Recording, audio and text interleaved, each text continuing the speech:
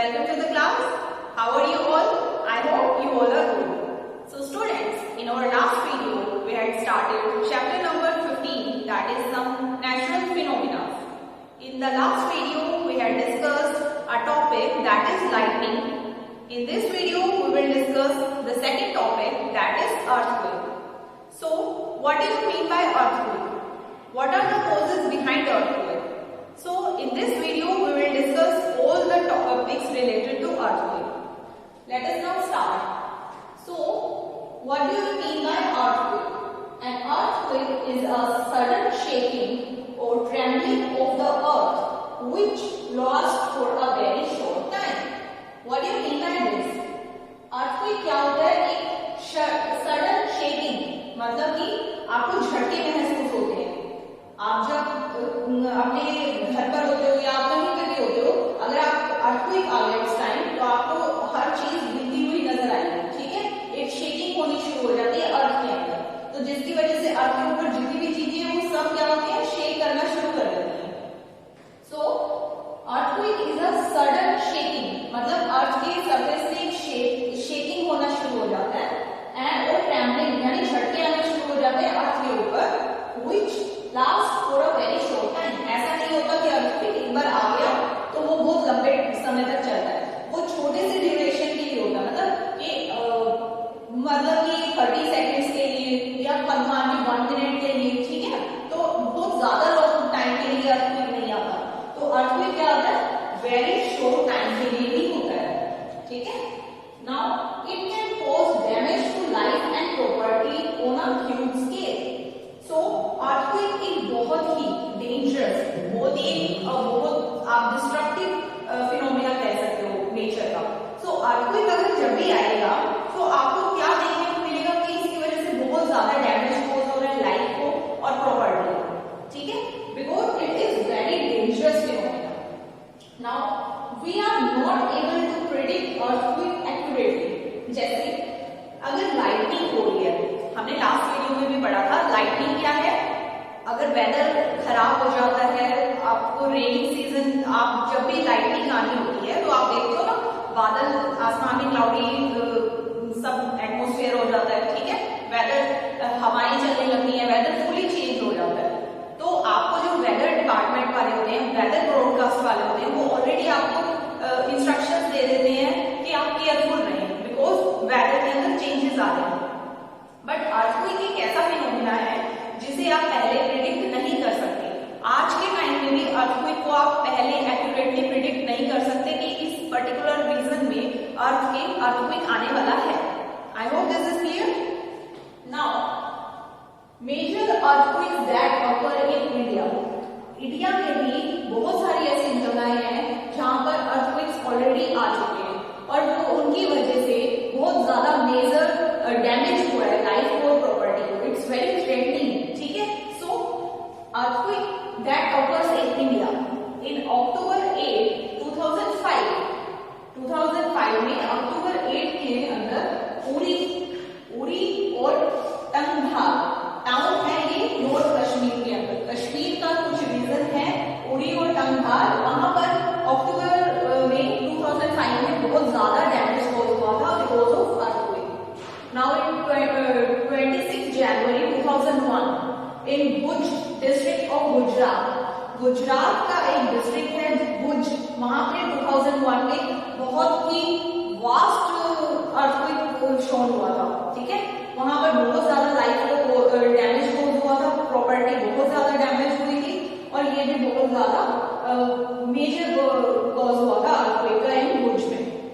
इन 2004 26 दिसंबर में in all coastal region around ocean, India में आप मैप जब देखते हो तो नीचे वाला जितना भी पोर्शन है इंडिया का ये ऐसे, तो इस वाले पोर्शन में जो ये कोस्टल वाला पोर्शन है, जितना भी समुद्र के साथ कांटेक्ट में है, ओशन के साथ कांटेक्ट में है, इस कोस्टल रीजन पे बहुत ज्यादा, क्योंकि अब आपको ये पता है अर्थक्वेक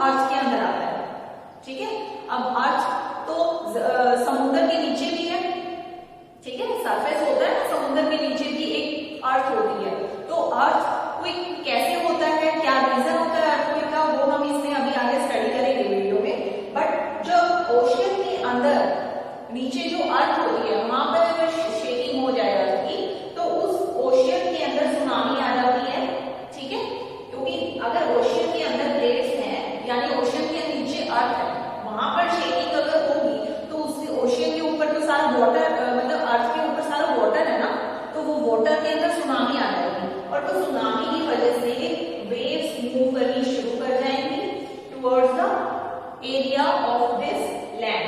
सो ये जो एरिया है कोस्टल रीजन, ये बहुत ज्यादा अफेक्ट हुआ था कब 2004 में in all coastal area around ocean. India में ये 3 मेजर जो आपकी बुक में गिवन है, ये मेजर रीजंस हैं जहां पे अर्थक्वेक हुआ। Now we will study the surface of earth. अगर आपको ये मैंने अर्थ का डायग्राम शो किया हुआ है, सो ये क्या है, अर्थ डिफरेंट लेयर्स का मिलकर बना होता है, ठीक है, अर्थ डिफरेंट लेयर्स का मिलकर बना होता है। सो जो आउटर मोस्ट लेयर होती है अर्थ की, as shown in this figure, this is the broad line, this indicate crust, this is the outermost layer of earth. Outermost layer को हम बोलते हैं crust. Then after crust, inner layer of earth after crust is known as mantle. Then inner layer of mantle is known as outer core. और जो सबसे बीच वाला part होता है अर्थ के सबसे बीच वाला पार्ट, उसको हम बोलते हैं इनर कोर, ठीक है। Now earth is divided to 4 parts. Outermost is the crust, then it is mantle, then outer core and then inner core. You can say that ये कोर ही होता है। कोर के 2 पार्ट है, जो outer है वो आउटर कोर है and the inner one is known as inner core. I hope this is clear. Now we discuss what are the causes of earthquake. Earthquake होता ही क्यों है, ठीक है। सो अभी मैंने आपको डायग्राम में दिखाया जो अर्थ की लेयर्स होती हैं, डिफरेंट लेयर्स होती हैं। आउटर मोस्ट को हम क्या बोलते हैं, क्रस्ट, देन फिर मैंटल होता है, फिर उसके इनर वाला आउटर कोर एंड देन फिर इनर मोस्ट वाले को हम बोलते हैं इनर कोर। सो अब उसी को समझो, उसी की वजह से हमारे पास क्या होता है, अर्थक्वेक के अंदर अर्थक्वेक होता है अर्थ के ऊपर। So it is caused by disturbance deep inside the earth crust. जब अभी मैंने आपको जब ये डायग्राम दिखाया था अर्थ का, तो हमने बोला कि आउटर मोस्ट लेयर को हम क्या बोलते हैं, क्रस्ट। तो जो ये क्रस्ट होती है, आउटर मोस्ट लेयर, इसके डीप इनसाइड, अब ये नहीं कि मेंटल के रीजन में या कोर के रीजन में, वहां की बात नहीं हो रही। क्रस्ट की जो होती है वो बहुत सारी लेयर्स की मिलकर क्रस्ट बनी होती है, ठीक है। तो वो क्रस्ट जो होती है उसके डीप इनसाइड अगर कोई डिस्टर्बेंस होती है अर्थ के अंदर, तो उसकी वजह से क्या होता है, अर्थक्वेक कॉज होता है। I hope this is clear. Again, अगर अर्थ के जो आउटर मोस्ट रीजन जिसे हम क्रस्ट बोलते हैं, वो बहुत सारी लेयर्स का मिलकर बना होता है। अगर उनके अंदर डीप इनसाइड कोई डिस्टर्बेंस कॉज हो रही है, तो उस चीज को हम कहते हैं अर्थक्वेक, ठीक है। The outermost layer crust, it is fragmented, each fragment is called plate. अब हमने अब पढ़ा कि जो क्रस्ट होती है वो ऐसे नहीं कि एक पूरी लेयर है, ऐसा नहीं होता कि ये एक ही लेयर है, ये बहुत सारे फ्रेगमेंट्स के मिलके बनी है, ठीक है। फ्रेगमेंट्स होते हैं छोटे छोटे पीसेस की मिलके बनी हुई है अर्थ की क्रस्ट, ठीक है। तो बहुत सारे फ्रेगमेंट्स की मिलके बनी हुई है अर्थ की क्रस्ट, आउटर मोस्ट लेयर, और उन्हीं फ्रेगमेंट्स को, और ईच फ्रेगमेंट को हम क्या बोलते हैं, प्लेट। हर एक फ्रेगमेंट को जो अर्थ की क्रस्ट जिससे बनी हुई है उसको हम बोलते हैं प्लेट। और these plates are in continuous motion, और ये प्लेट्स हमेशा क्या रहती है, मोशन में रहती है। अब दोबारा समझो, ये अर्थ का सरफेस है, ठीक है। अर्थ की सरफेस बहुत सारे फ्रेगमेंट्स के साथ मिलकर बनी हुई है, ठीक है। इन फ्रेगमेंट्स को हम प्लेट्स बोलते हैं, और ये प्लेट्स हमेशा मोशन में, यानी ये मूव करती रहती है। कभी इनका मोशन बहुत ज्यादा हो जाता है जिसकी वजह से हमें अर्थक्वेक फील हो जाता है, अदरवाइज ये कंटिन्यूअसली मोशन में रहती है बट हम उसे फील नहीं कर पाते, ठीक है। तो इसका ये मतलब है कि मोशन में तो हमेशा है प्लेट्स, लेकिन अगर वो मोशन बहुत ज्यादा हो तो हमें अर्थक्वेक फील होता है, अगर वो मोशन कम है तो हमें अर्थक्वेक फील नहीं होता, ठीक है। अब जो ये कंटिन्यूअस मोशन होता है, हम इसको समझते हैं, जो ये प्लेट्स के अंदर मोशन होता है ये कैसा होता है। अब सपोज अभी मैंने बोला कि बहुत सारे फ्रेगमेंट्स में बनी होती है प्लेट्स। अब सपोज ये एक प्लेट है, ठीक है, and this is another plate. So अब हमने बोला ये मोशन में है, तो ये मोशन में है, सपोज ये 2 प्लेट्स हैं और ये आपस में एक दूसरे की तरफ आ रही है, ठीक है। इनका मोशन ये वाला डायरेक्शन में है, भाई ये मूव टुवर्ड्स ईच अदर, सो ये कोलाइडिंग मोशन में है इस टाइम, ठीक है। अब ये एक दूसरे की तरफ, यानी they are moving towards each other. So plate 1 and plate 2 they are moving towards each other, they are colliding with each other. तो ये अगर इस टाइप का मोशन होगा तो इसकी वजह से भी क्या होता है, अर्थक्वेक आ सकता है अगर ये मोशन बहुत ज्यादा होगा. ठीक है. सेकंड मोशन वही, एक प्लेट आपने ले ली, suppose this is one plate or you can say the fragment of crust or this is another plate. ठीक है.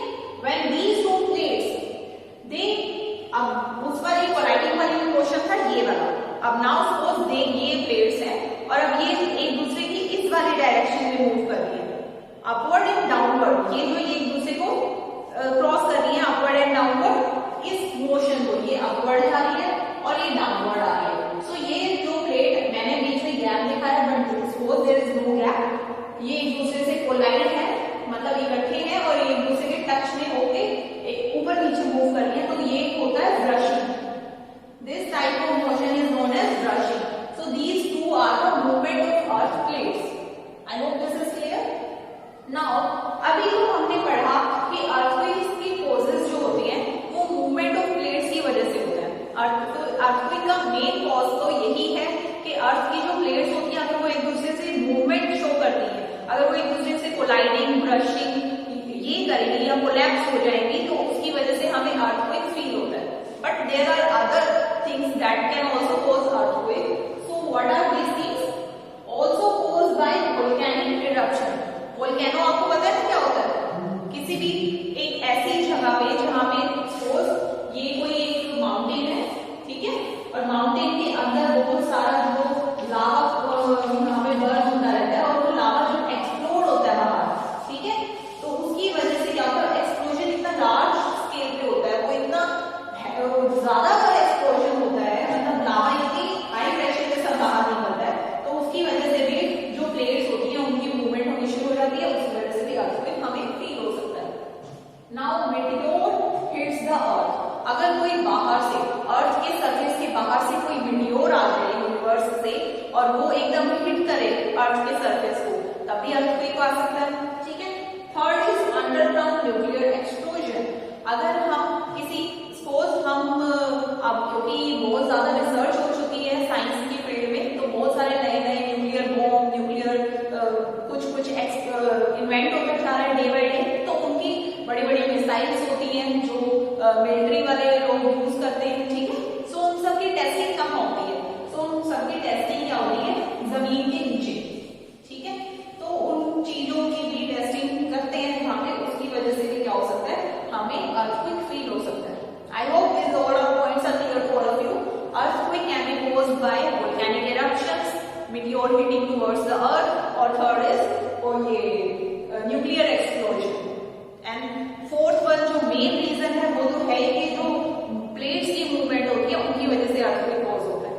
ठीक है. Now the boundaries of plates are weak zones. ठीक है. Where earthquake more likely to occur.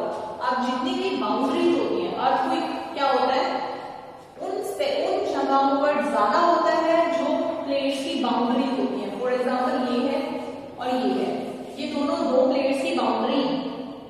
ये वाला जो zone है ये are more prone to earthquake. यहाँ पर सबसे ज्यादा अर्थक्वेक के होने की ज्यादा संभावना है. ठीक है. अब सपोज अगर जो वीक जोन्स है, वीक जोन्स क्या होते हैं, जो प्लेट्स की बाउंड्रीज होती है, अगर जो वीक जोन्स होते हैं, बाउंड्रीज जो होती है प्लेट्स की, वहां पर earthquake more likely to occur. इन वीक जोन्स को हम बोलते हैं सिस्मिक जोन और फॉल्ट जोन. क्या बोलते हैं? सिस्मिक जोन और फॉल्ट जोन. सो ये जो प्लेट्स की बाउंड्री है वो हम क्या बोल रहे हैं? सिस्मिक जोन और fault zone. I hope all this points are clear.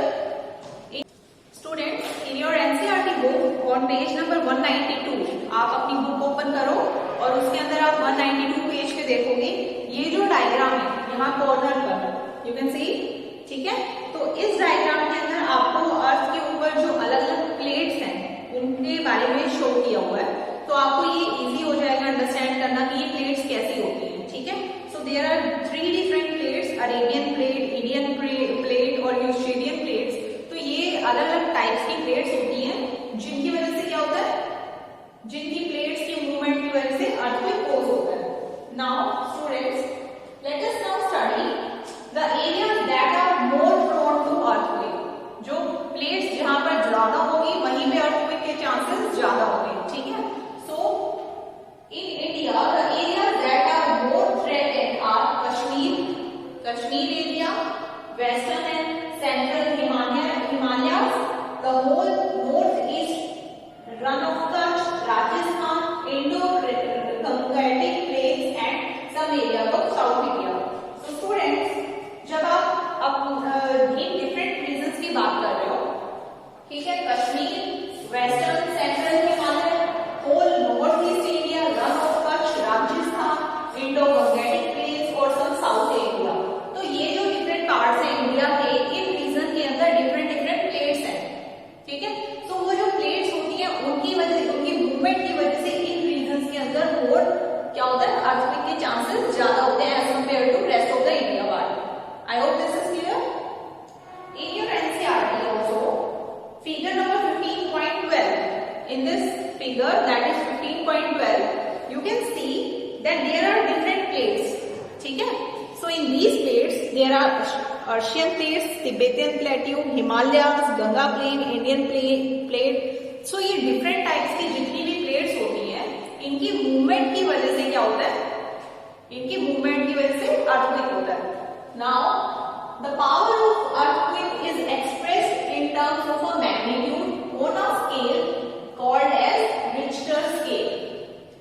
हम ये तो नहीं अभी तक प्रिडिक्ट कर पाते कि earthquake आने वाला है या कैसे आएगा, लेकिन हम earthquake कितना आया, किस मैग्नीट्यूड पे आया, what is the magnitude of earthquake, तो उसको हम मेजर कर सकते हैं with the help of a scale that is known as Richter scale. तो हम मैग्नीट्यूड अर्थ का कितना है उसको चेक करने के लिए हम रिक्टर स्केल का यूज करते हैं. सो अगर कभी भी रिक्टर स्केल पे 7 या 7 से ज्यादा मैग्नीट्यूड का अर्थक्वेक शो होगा तो वो बहुत ही डिजास्टरस होता है, वो बहुत ही ज्यादा डैमेज कोज करता है लाइफ को, ठीक है? जो अभी मैंने वीडियो के स्टार्टिंग में आपको बताया था, कश्मीर में और भुज में, Bhuj is the district in Gujarat, इन दो रीजन्स में 2005 और 2001 में बहुत ज्यादा मैग्नीट्यूड 7.5 मैग्नीट्यूड से भी ज्यादा का अर्थक्वेक आया था. कहाँ पे? कश्मीर में और भुज रीजन में. तो वहां पर बहुत ज्यादा डिस्ट्रक्शन कोज हुई थी, ठीक है? Now tremors produce waves on the and before that I will also tell you कि अगर मैग्नीट्यूड का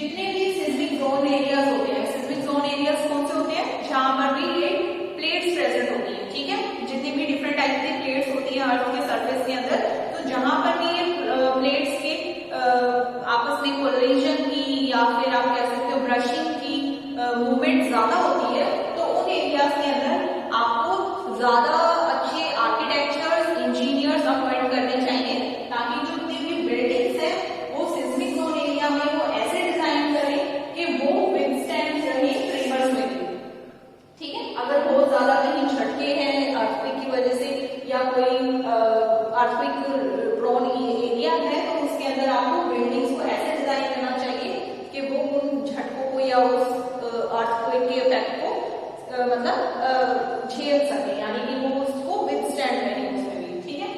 These shows use of mud and timber is better than using constructive material, जैसे कि सीमेंट होती है, ठीक है, या और भी आप दूसरे कंस्ट्रक्टिव मटेरियल यूज करते हो, rather than using that material you should use timber. Timber is a better क्या होती है, वुड होती है, ठीक है, and mud. mud क्या होती है, मिट्टी, मिट्टी के जैसे पुराने घर बनते होते थे, तो आप मड या टिम्बर लकड़ी के चीजों का इस्तेमाल कर सकते हो for making buildings or making houses. Now, better to fix cupboards and shelves into walls. जितने भी cupboards होते हैं या shelves होती हैं, आपको सिंपल एक तो cupboard होते हैं जो वॉल के अंदर फिक्स होते हैं, ठीक है, एक cupboards होते हैं जो वॉल के साथ सिर्फ स्टैंड होते हैं, आपने उससे फिक्स नहीं किया होता वॉल के साथ, सो इट्स बेटर कि आप उन cupboards को और shelves को वॉल के अंदर फिट कर दो, ठीक है, उनको अच्छे से प्रॉपर्ली फिक्स कर दो, ताकि अगर अर्थक्वेक आए भी तो वो फॉल डाउन ना हो, ठीक है, और उससे किसी को डैमेज ना हो। Be careful while hanging clocks, photo frames on the wall.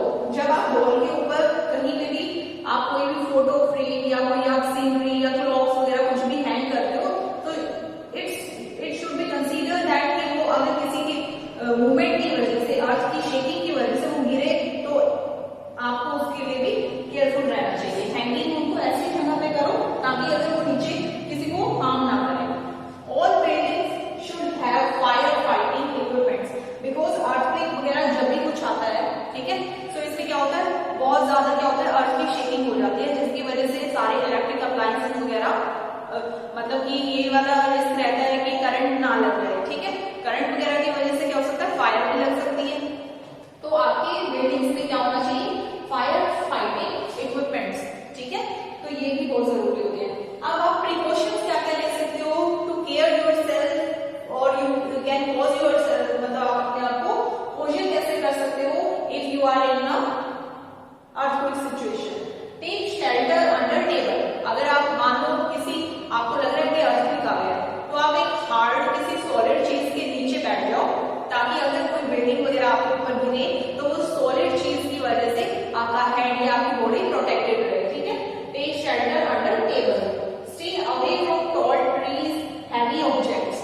अब जितने भी आप टॉल ट्रीज देखते हो या फिर कोई हैवी ऑब्जेक्ट है या फिर आप किसी की मतलब सिंपल ओपन किसी छत के नीचे खड़े हो, तो इट्स बेटर कि आप ऐसी जगहों पर ना खड़े हो, बिकॉज अगर कोई भी बिल्डिंग गिरेगी आपके ऊपर डायरेक्ट गिर जाएगी, कोई पेड़ फॉल डाउन होगा तो वो भी आपके ऊपर गिरेगा, तो it will also cause damage to your body, ठीक है। Protect hand with pillow. If you are on bed, bed के ऊपर हो या अपने घर पे हो, तो आप पिलो को ले लो, पिलो को आप अपने सिर के ऊपर रखो और आप अपने हेड को प्रोटेक्टेड रखो, क्योंकि पिलो सॉफ्ट होता है, अगर उसके ऊपर कुछ गिरेगा भी तो आपके सिर के ऊपर या आपके हेड के ऊपर डायरेक्ट इंजरी नहीं होगी। Stop driving. If you are driving, then stop your car or your bicycle or your motorcycle and wait till the earthquake stops. Find a clear spot away from buildings. अगर आप कहीं किसी बहुत ही crowded area में हो, तो it's better for you to rush away from that area and find a clear spot or open ground or open path. So अगर कुछ गिरे आसपास तो आपको ज्यादा इफेक्ट ना हो। I hope these all precautions are clear to all of you. This chapter is over now and I hope आपको ये चैप्टर अच्छे से समझ आ गया होगा। And students, please read this chapter from your NCERT book. Students, along with this video, I will share with you a worksheet and that include all the NCERT question answers and some extra questions.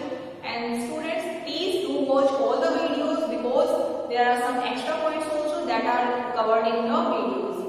not given in your NCERT book directly.